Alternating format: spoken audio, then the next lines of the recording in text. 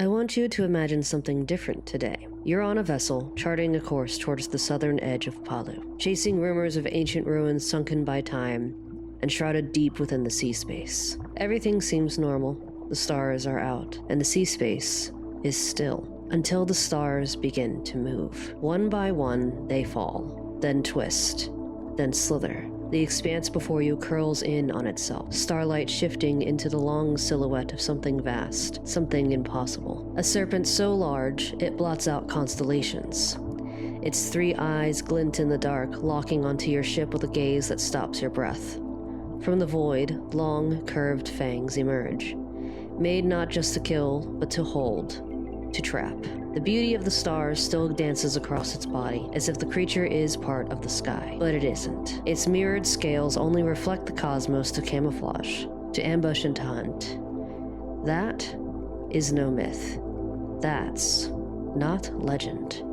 That is a Saigon. Welcome back to World Building Wednesdays, friends. Today we're diving into the lore of the Saiygons, ancient sentient leviathans whose presence in Palu is as breathtaking as it is terrifying.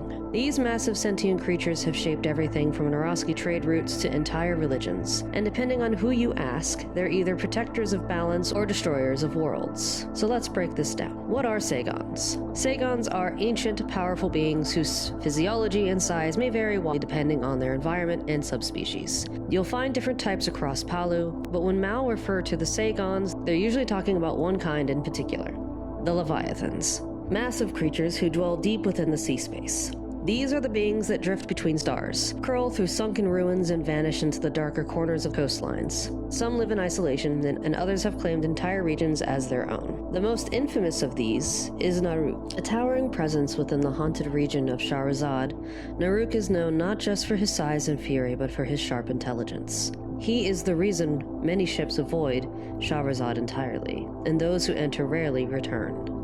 Saiygons aren't just giant beasts. Many, especially the Leviathans, are highly intelligent, some even capable of communication that rivals or surpasses the Mao and the Grimalkin. It's believed that they once had their own civilizations, entire cities spanning across the length of what is now known as Setsuri. But like many things in Palu, those stories have mostly faded into myth, whether lost to war, environmental collapse, or something darker. No one knows for sure. What remains are scattered clues, remnants, ruins, and Saiygons like Naruk who still remember a time before the Mao ever set sail. Because of their incredible power and presence, Saiygons occupy deep spiritual significance across many cultures. Some are worshipped as living gods, symbols of the ocean's memory and protectors of old balance, or incarnations of nature itself. Others are feared as corruptors, blamed for the loss of old worlds, or for storms, plagues, and madness. It all depends on the story being told and who survived to tell it. And here's where it gets more complicated. Some Saiygons embrace that worship and grow stronger from it, and others refuse to be venerated at all, choosing instead to maintain neutral or even benevolent relationships with the people around them. Some of the most notable cultural bonds with the Saiygons comes from the Naraski, the seafaring clans who explore the outer reaches of Palu and delve into ancient kindred ruins. The Naraski often encounter Saiygons during their travels, and over time, a symbiotic relationship has developed between some of them. This relationship centers around the practice of tithing.